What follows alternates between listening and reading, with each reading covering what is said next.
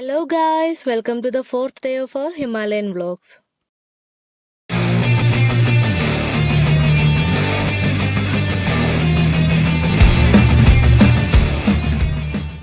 So guys, ഇത് നമ്മുടെ Himalayan ട്രിപ്പിന്റെ 4ാമത്തെ ദിവസമാണ്. അങ്ങനെ രാവിലെ തന്നെ നമ്മൾ സ്റ്റേ ചെയ്തിരുന്ന ലേയിലെ കേരള ഹൗസിൽ നിന്ന് ബ്രേക്ക്ഫാസ്റ്റ് ഒക്കെ കഴിച്ചിട്ട് ഇറങ്ങി. നമ്മുടെ ലഗേജൊക്കെ കേരള ഹൗസിൽ വെച്ചിട്ട് 2-3 ദിവസത്തേക്ക് വേണ്ട ഡ്രസ്സ് സാധനങ്ങളൊക്കെ മാത്രം എടുത്തിട്ടാണ് നമ്മൾ ഇറങ്ങിയത്. ഇന്നത്തെ നമ്മുടെ ഡെസ്റ്റിനേഷൻ നുബ്രാവാലിയാണ്, കർദുംഗ്ല വഴി. പെട്രോളൊക്കെ ഫുൾ ടാങ്ക് അടിച്ചിട്ടുണ്ട്, കാരണം നുബ്രാവാലി എത്തുന്നവരെ വേറെ പെട്രോൾ പമ്പൊന്നും കിട്ടാൻ സാധ്യതയില്ല. ഈ വ്യൂ നോക്ക് ഗൈസ്, മൊത്തം ഡ്രൈ ആയിട്ട് കിടക്കുന്ന മലകൾക്കിടയിലെ ആ പച്ചപ്പ്. മൗണ്ടൻ വാലീസിലൊക്കെ എവിടെയെങ്കിലും പച്ചപ്പുണ്ടെങ്കിൽ അവിടെ ഒരു വില്ലേജോ സിറ്റിയോ ആയിട്ട് മാറിയിരിക്കും. നമുക്ക് എത്ര സ്പീഡിൽ ഓൾട്ടിറ്റ്യൂഡ് കൂടുന്നോ അത്രയും സ്പീഡിൽ തന്നെ കിട്ടില്ലൻ വ്യൂസും കിട്ടുന്നുണ്ട്. ഏതായാലും റോഡ്സ് ഒക്കെ അടിപൊളിയാണ്. നമ്മുടെ ഇന്ത്യൻ ഗവൺമെന്റിന്റെ മിനിസ്ട്രി ഓഫ് ഡിഫൻസിന്റെ കീഴിലുള്ള BRO അഥവാ ബോർഡർ റോഡ് ഓർഗനൈസേഷനാണ് ഈ റോഡ്സ് ഒക്കെ മെയിൻറ്റെയിൻ ചെയ്തു പോകുന്നത്. ഈ മലയുടെയൊക്കെ അറ്റത്തുള്ള ഇതുപോലത്തെ ടഫ് ടെറൈനിൽ ഈ റോഡൊക്കെ ഇത്ര നന്നായിട്ട് നോക്കി നടത്തുന്നതിന് അവരെ സമ്മതിച്ചേ പറ്റൂ. എന്നാലും ഇതുപോലെ ഇടയ്ക്ക് മണ്ണിടിഞ്ഞ് വീണ് റോഡൊക്കെ നാശമായിട്ട് കിടക്കുന്ന കാണാം. എങ്കിലും അവരതൊക്കെ പെട്ടെന്ന് ക്ലിയർ ചെയ്ത് ട്രാവലേഴ്സിന് സുഖമായിട്ട് പോകാനുള്ള അറേഞ്ച്മെന്റ്സ് ചെയ്യും. ലാൻഡ് സ്ലൈഡ്സ് എന്തായാലും ഈ ഏരിയസിൽ മിക്കവാറും ഉണ്ടാകുന്ന കാര്യമാണ്. സ്റ്റോക്ക് കങ്കരി എന്ന് വിളിക്കുന്ന മൗണ്ടൻ റേഞ്ച് ആണ് ആ ദൂരെ മഞ്ഞ് വീണ് കിടക്കുന്ന മലകളായിട്ട് കാണുന്നത്. നമ്മൾ റോഡിൽ ഒരു കുഴി പോലും വിടാതെ എല്ലാ കുഴിയിലും ചാടി ചാടി പൊക്കോണ്ടിരിക്കുകയാണ്. ചാടി ചാടി മടുത്തിട്ട് ഇനി ഇത്ര റെസ്റ്റ് എടുക്കാന്ന് വിചാരിച്ചു. നമുക്ക് സൗത്ത് പുള്ളു എന്ന് പറയുന്ന സ്ഥലത്ത് ഒരു ചെക്ക് പോസ്റ്റ് ഉണ്ട്. നമുക്ക് ഇന്നർ ലൈൻ പെർമിറ്റ് ഒക്കെ ഇവിടെ കാണിക്കണം. പിന്നെ നമ്മുടെ ബൈക്ക് നമ്പർ ഒക്കെ അവർ നോട്ട് ചെയ്യും. ഇന്നർ ലൈൻ പെർമിറ്റ് ഒക്കെ നമുക്ക് ഓൺലൈനായിട്ട് എടുക്കാവുന്നതേ ഉള്ളൂ. മഞ്ഞ് വീഴുന്നില്ലെങ്കിലും നല്ല തണുപ്പുണ്ട്. വീഡിയോ എടുക്കണമെങ്കിൽ കയ്യിലിട്ടിരിക്കുന്ന ഗ്ലൗസ് ഒക്കെ ഊരണം. പക്ഷെ 1-2 മിനിറ്റ് കഴിയുമ്പോഴേ കൈയൊക്കെ തണുത്ത് മരവിക്കും. ഗൈസ്, നമ്മൾ ഈ പൊക്കോണ്ടിരിക്കുന്നത് കർദുംഗ്ലയുടെ പീക്കിലോട്ടാണ്. കർദുംഗ്ല ഒരു മൗണ്ടൻ പാസ് ആണ്. അതിന്റെ സ്പെഷ്യാലിറ്റി എന്താന്ന് വെച്ചാൽ കർദുംഗ്ല വേൾഡ്സ് ഹയസ്റ്റ് മോട്ടറബിൾ റോഡായിരുന്നു 2017 വരെ. പക്ഷേ അപ്പോൾ ഉമിംഗ്ല പാസ് ഓപ്പൺ ആയപ്പോൾ കർദുംഗ്ല ലോകത്തിലെ വെച്ച് സെക്കൻഡ് ഹയസ്റ്റ് മോട്ടറബിൾ പാസ്സായി. നമ്മളങ്ങനെ കർദുംഗ്ലയിൽ എത്തുന്നു. ഫുൾ പ്രയർ ഫ്ലാഗ്സ് ആണ് എല്ലായിടത്തും. BRO welcomes you to the top of the world mighty Khardungla എന്നൊക്കെ ഇവിടെ എഴുതി വെച്ചിട്ടുണ്ട് ഫോട്ടോ പോയിന്റിൽ. ഇവിടെ നിൽക്കുമ്പോൾ നമുക്ക് ബ്രീത്ത് ചെയ്യാനൊക്കെ നല്ല പാടാണ്. ഓൾമോസ്റ്റ് 5300 മീറ്റർ എലവേഷൻ ഉള്ളതുകൊണ്ട് തന്നെ ഇവിടെ നല്ല ഓക്സിജൻ ഡെഫിഷ്യൻസിയും ഉണ്ട്. ഫോട്ടോസ് ഒക്കെ എടുത്തിട്ട് നമ്മൾ അടുത്ത ഡെസ്റ്റിനേഷനിലേക്ക് പോവാണ്. നോക്കുക ഗൈസ്, ഉപ്പ് വിതറി ഇട്ടിരിക്കുന്ന പോലെ മഞ്ഞ് കിടക്കുന്നതൊക്കെ കാണാൻ തുടങ്ങിയിട്ടുണ്ട്. നമുക്ക് കർദുംഗ്ലയിൽ ഒരുപാട് നേരമൊന്നും നിൽക്കാൻ പറ്റില്ല. ഓൾട്ടിറ്റ്യൂഡ് സിക്നസ് ഒക്കെ വരാൻ ചാൻസ് ഉണ്ട്. ഓൾറെഡി നമ്മുടെ കൂടെ ഉള്ളവർക്ക് ചെറിയ തലകറക്കമൊക്കെ വന്നു.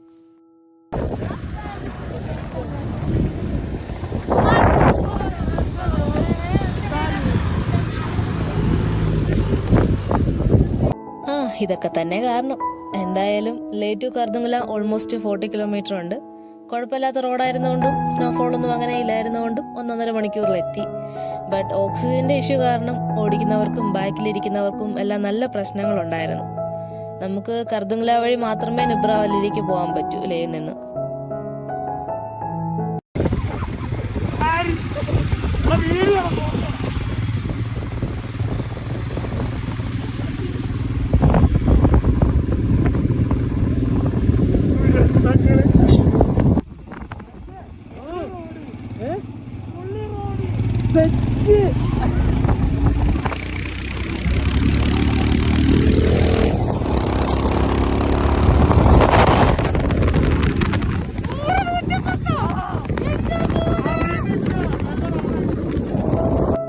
നമ്മളിപ്പോ ഈ പൊക്കോണ്ടിരിക്കുന്നത് നോർത്ത് പുള്ളു എന്ന സ്ഥലത്തൂടെയാണ്. ഇവിടെയും കാഴ്ചകളൊക്കെ ഉണ്ട്, മെഡോസും വെറ്റ്ലാൻഡ്സും അങ്ങനെ നല്ല കാഴ്ചകളൊക്കെ ഉണ്ട്. ബട്ട് നമ്മൾ ഇവിടെ എങ്ങും നിർത്തുന്നില്ല, കാരണം നമ്മൾ കർദുങ് വില്ലേജിലേക്കാണ് ഈ വെച്ച് പിടിക്കുന്നത്. അവിടെ ചെന്നിട്ട് വേണം ലഞ്ച് വല്ലതും കഴിക്കാൻ.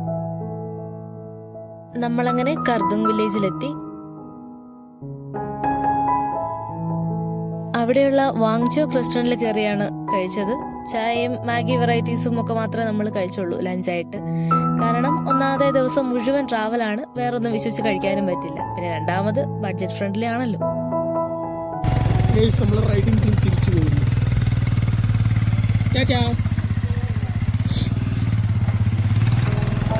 ഫുഡൊക്കെ കഴിച്ചിട്ട് ഇറങ്ങി. പിന്നെ കുറച്ചു നേരം ദുർഘടമായ കല്ലും മുള്ളും നിറഞ്ഞ റോഡുകളായിരുന്നു. മണ്ണിടിഞ്ഞ് വീണതുകൊണ്ടാണ് ഈ അവസ്ഥ കിടക്കുന്നതെന്നാണ് തോന്നുന്നത്.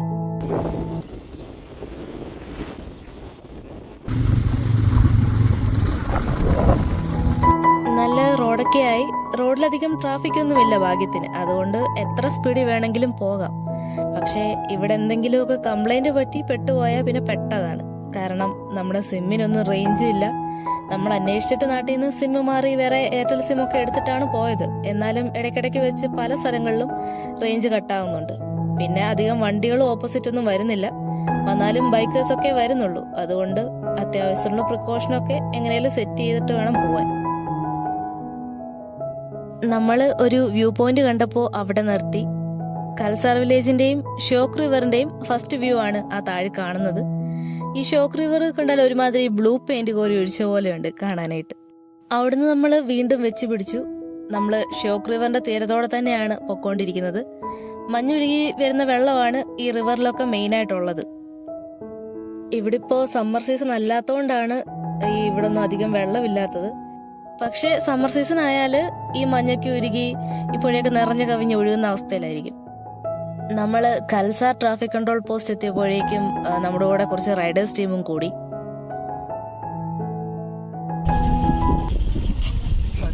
ആർക്കെങ്കിലും മാപ്പ് നോക്കടാ.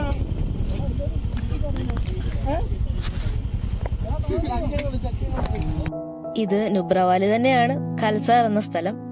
നുബ്രവാലിയിൽ എത്തിയിട്ട് നുബ്രവാലി എവിടെയെന്നാണ് ഗൈസ് രാമൻ അവരോട് ചോദിച്ചോണ്ടിരിക്കുന്നത്. എന്ത് ചെയ്യാനാ, കൂട്ടുകാരന് പ്രാന്തായി പോയെന്ന് വെച്ചിട്ട് ഉപേക്ഷിക്കാൻ പറ്റുമോ? നമ്മളും അവരുടെ ഗ്രൂപ്പിലൊരു ആളായിട്ട് അവരുടെ കൂടെ തന്നെ പൊക്കോണ്ടിരിക്കുക. അതുകൊണ്ട് നല്ല വൈബായിട്ടുണ്ട്.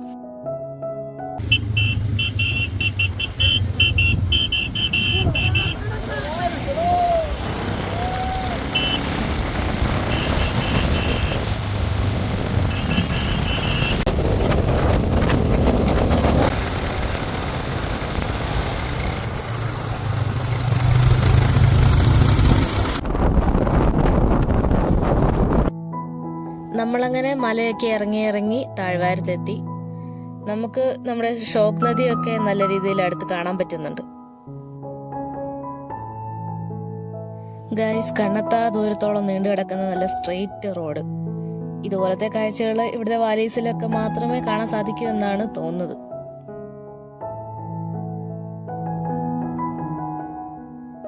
നമ്മളിപ്പോ കൽസാർ സാൻഡ് ഡ്യൂൺസിലെ മിൽക്ക പോയിന്റ് എന്ന സ്ഥലത്താണ് എത്തിയിരിക്കുന്നത്. ഇവിടെ കുറച്ച് അഡ്വഞ്ചർ റൈഡും കാര്യങ്ങളൊക്കെ ഉണ്ട്. അപ്പോ അതിനൊക്കെ വേണ്ടി നമ്മൾ നിർത്തിയിരിക്കുകയാണ്.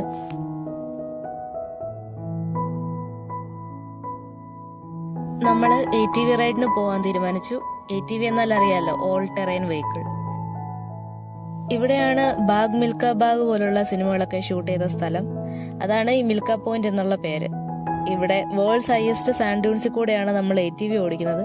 അതാണ് ഇവിടുത്തെ ATV റൈഡിന്റെ സ്പെഷ്യാലിറ്റി. നമ്മുടെ ടേൺ ആവുന്നത് വരെ വെറുതെ നിൽക്കാൻ കഴിയാത്തതുകൊണ്ട് സ്റ്റോൺ ബാലൻസിങ് മത്സരം നടത്തിക്കൊണ്ടിരിക്കുകയാണ് ഇവിടെ എല്ലാവരും. ഇത് കാര്യസാധനത്തിനൊക്കെ വേണ്ടി ആൾക്കാർ ചെയ്യാറുണ്ടെന്ന് കേട്ടിട്ടുണ്ട്. പക്ഷെ ഇവരിതൊരു കോമ്പറ്റീഷൻ ആയിട്ടാണ് എടുത്തിരിക്കുന്നത്. അക്ഷയ് വിജയത്തിലേക്ക് അടുത്തോണ്ടിരിക്കുന്നു ഗൈസ്.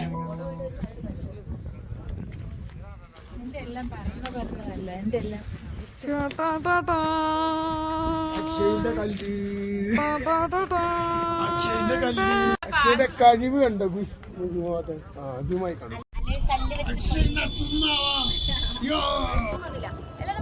ഇവിടെ കാല് പോലും അനക്കാൻ വയ്യാത്തപ്പോഴാണ് ഗൈസ് ശരണ ഡാൻസ് കളിക്കാൻ വിളിക്കുന്നത്.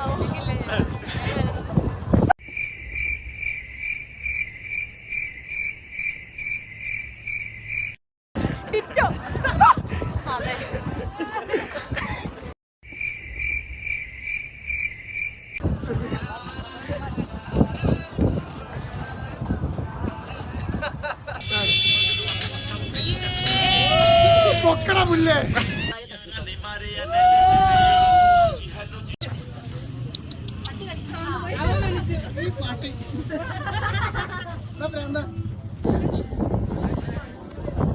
ഇതാണ് ഗൈസ് നമ്മളുടെ ക്വസ്റ്റിന്റെ കോമഡി. സാരമില്ല, ഇടയ്ക്ക് എനിക്കിട്ട് ഇരിക്കട്ടെ. അങ്ങനെ നമ്മുടെ കാത്തിരിപ്പിന് അവസാനമായി. ആദ്യമേ അഞ്ജിതയും മേരിയാണ് പോയത്. തൊട്ടുപുറകെ അക്ഷയും ശരണ്യയും. അത് കഴിഞ്ഞ് ഞാനും മിലനും കൂടെ പോയി. ഹാരിഷും രാമനും മാത്രം റൈഡിന് പോയില്ല. ഇത്ര നേരം ബൈക്ക് ഓടിച്ച് മടുത്തിട്ടാവും, അതോ പേടിയാണോ? അതാവില്ല. ഒരു ATV റൈഡിന് 1200 രൂപ വെച്ചിട്ടാണ് ടിക്കറ്റ് റേറ്റ് വന്നത്. നമ്മുടെ കൂടെ ഹെൽപ്പ് ചെയ്യാനായിട്ട് ഒരു ഓപ്പറേറ്റർ കൂടെ കാണും. ഇതിൽ 2 പേർക്ക് കയറാം, ഓപ്പറേറ്റർ കൂടാതെ. അപ്പോൾ ഒരാൾക്ക് 600 രൂപ വെച്ചിട്ടാവും. പകുതി സമയം ഒരാൾ ഓടിച്ചിട്ട് ബാക്കി പകുതി സമയം വേറൊരാൾ ഓടിച്ചൊക്കെ അത് മുതലാക്കാം. ഇവിടേക്കൊക്കെ വരുന്നുണ്ടെങ്കിൽ ഈ റൈഡ് ഒരു മസ്റ്റ് ട്രൈ ആണ്. ഒരു വെറൈറ്റി എക്സ്പീരിയൻസ് ആയിരിക്കും.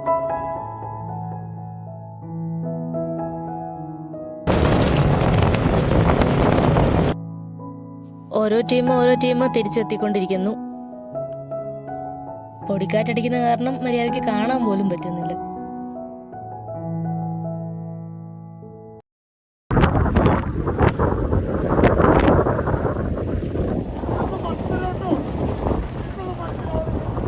നിമിഷ നേരം കൊണ്ടാണ് ക്ലൈമറ്റ് മാറിയത് ഗൈസ്. സാൻഡ്സ്റ്റോം അഥവാ മണൽക്കാറ്റ്, പൊടിക്കാറ്റ് എന്നൊക്കെ പറയുന്ന ആ ഒരു അവസ്ഥയാണിത്. ഇത് ഏരിയാസിൽ മിക്കപ്പോഴും സംഭവിക്കുന്നതാണ്. ശരണ്യ ഈ പൊടിക്കാറ്റിന്റെ എഫക്റ്റും കൂടെ ആയപ്പോഴത്തേനും പുതുമഴയായി വന്നു നീ പാടിക്കൊണ്ട് ഇറങ്ങി നടക്കുന്നുണ്ട്. പിന്നെ കുറച്ചു നേരം ഈ സാൻഡ്സ്റ്റോം ഒക്കെ ഒന്ന് കുറയട്ടെ എന്ന് വിചാരിച്ചുകൊണ്ട് അവിടെ തന്നെയുള്ള കഫേയുടെ അകത്ത് കയറി നിന്നു. സാൻഡ്സ്റ്റോം കുറയുന്ന ലക്ഷണമൊന്നും ഇല്ല. ഇനി അവിടെ നിന്നാലും സീനാവുമെന്ന് മനസ്സിലായപ്പോൾ നമ്മൾ അടുത്ത ഡെസ്റ്റിനേഷൻ പിടിക്കാന്ന് വിചാരിച്ചു.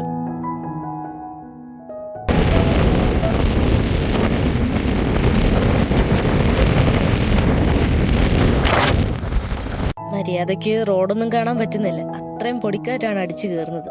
കണ്ണിലും മൂക്കിലും വായിലും എല്ലാം മണലടിച്ച് കയറുവാണ്.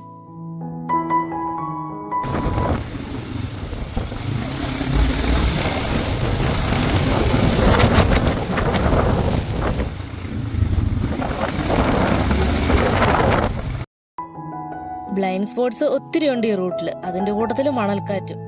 ആഹാ, നല്ല കോമ്പിനേഷൻ. എപ്പ കുഴി വേണമെന്ന് ചോദിച്ചാൽ മതി. നമ്മളിപ്പോൾ പൊക്കോണ്ടിരിക്കുന്നത് ദിസ്കിറ്റ് മൊണാസ്ട്രിയിലേക്കാണ്. ദിസ്കിറ്റ് മൊണാസ്ട്രി അല്ലെങ്കിൽ ദഷ്കിറ്റ് ഗോംബ എന്നൊക്കെ പറയുന്നത് ഇവിടുത്തെ ഒരു oldest and largest Buddhist monastery ആണ്. നമ്മൾ ഡിസ്കിറ്റ് മൊണാസ്ട്രിയുടെ എൻട്രൻസിലെത്തി. ഈ മലയുടെ ടോപ്പിലാണ് മൊണാസ്ട്രി വരുന്നത്. എല്ലായിടത്തും പോകാൻ സമയമില്ലാത്തതുകൊണ്ടും നമ്മളിപ്പോൾ പോകുന്നത് ഡിസ്കിറ്റ് മൊണാസ്ട്രിയുടെ ഭാഗമായിട്ടുള്ള മൈത്രേയ ബുദ്ധ സ്റ്റാച്യു കാണാൻ വേണ്ടിയിട്ടാണ്. 40 രൂപയ്ക്ക് ടിക്കറ്റ് എടുത്തിട്ടാണ് നമ്മൾ കയറുന്നത്. നമ്മൾ നടന്നെത്തി. എല്ലാ ബുദ്ധക്ഷേത്രങ്ങളിലും ഉള്ള പോലെ തന്നെ ഇവിടെയും കുറെ പ്രെയർ വീൽസ് ഒക്കെ ഉണ്ട്. ഈ വീൽസ് എപ്പോഴും ക്ലോക്ക് വൈസ് ഡയറക്ഷനിൽ മാത്രമേ കറക്കാൻ പാടുള്ളൂ. ഇത് ഉദ്ദേശിക്കുന്നത് എന്താന്ന് വെച്ചാൽ ഈ ഓരോ വീൽസ് കറക്കുന്നത് വഴി അതിനകത്തുള്ള മന്ത്രങ്ങളും നമ്മൾ ചൊല്ലുന്നതായിട്ടാണ് ഇതിന്റെ ഒരു കൺസെപ്റ്റ് വരുന്നത്. അങ്ങനെ കുറച്ചു നേരം പ്രെയർ വീൽസ് ഒക്കെ കറക്കി നമ്മൾ സ്റ്റാച്ചുവിന്റെ എൻട്രൻസിലോട്ടുള്ള സ്റ്റെപ്പിലേക്ക് പോവാണ്.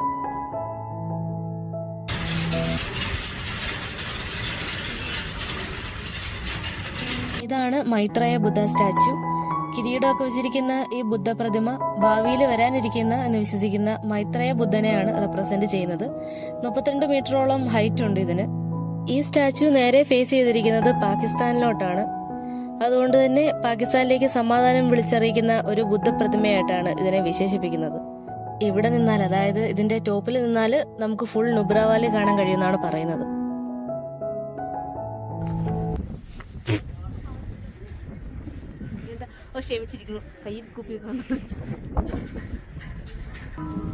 നമ്മൾ തിരിച്ചിറങ്ങി.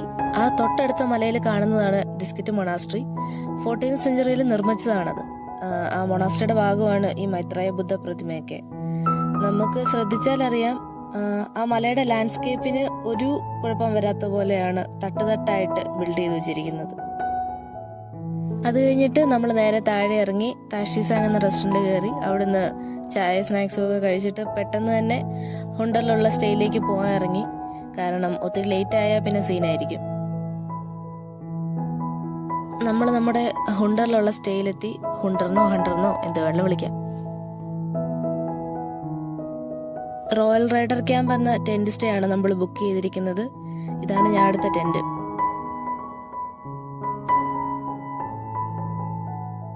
ശരണ്യ നേരത്തെ തന്നെ വന്ന് സ്ഥലം പിടിച്ചിട്ടുണ്ട്. ഈ തണുപ്പത്ത് ഈ ടെന്റിൽ എങ്ങനെ കിടന്നുറങ്ങുമെന്ന് വെച്ചാല് ബെഡിലൊരു ഹീറ്റർ പോലെ ഉണ്ട്, അത്രേ ഉള്ളൂ. ബാക്കി സഹിക്കണം.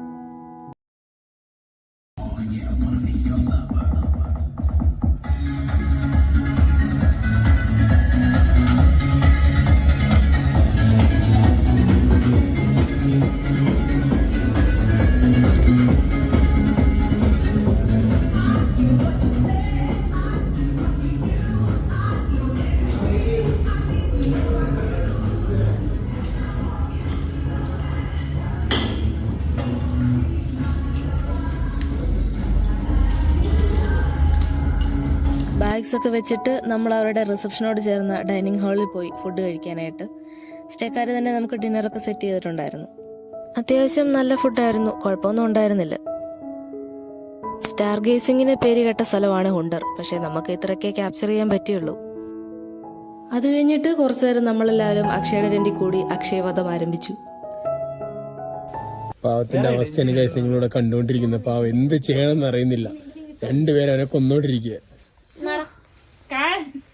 അയ്യേ, അക്ഷയ് തലയിൽ തുണി മുക്കി ഓടുന്ന അവസ്ഥയാണ് ഗൈസ് നിങ്ങളിവിടെ കണ്ടുകൊണ്ടിരിക്കുന്നത്.